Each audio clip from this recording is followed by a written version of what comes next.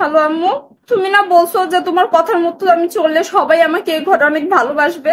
কই সবাই দেখে এখন গাল ফুলায় বসে আছে, কেউ আমার সাথে কোনো কথা বলতেছে না।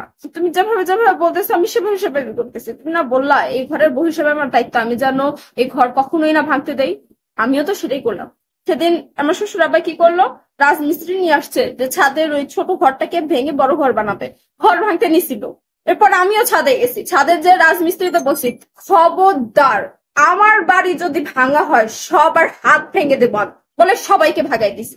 বাস এরপর কি, এরপর থেকে শ্বশুর মশাই আর কথাই বলতেছেন আমার সাথে।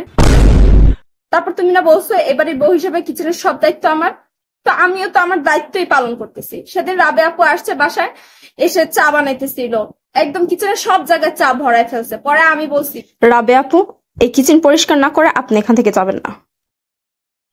এরপর রাবে আপু আমার সাথে আর কথা বলতেছে না। তারপর তুমি না বলছো যে শাশুড়ি আমার সব কথা মেনে চলতে, তো আমিও তো এটাই করছি।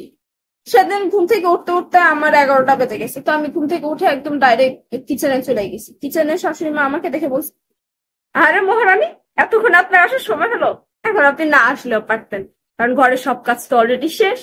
একটা কাজ করেন, আপনি আবার যে ঘুমিয়ে পড়েন, আপনার এখন লাগবে না। আমিও তার কথা শুনছি, কথা শুনে আমিও গেছি যে আবার একটু ঘুমাই দিছি। এরপর থেকে আর শাশুড়িও আমার সাথে কথা বলতেছে। তারপর তুমি না বলছো কেউ কিছু বলে তাদের উত্তর না দিতে, তো আমিও তো সেটাই করলাম।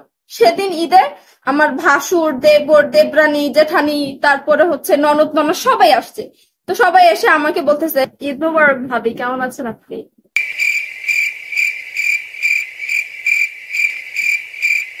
ভাবি, ভাবি ঈদ মোবারক।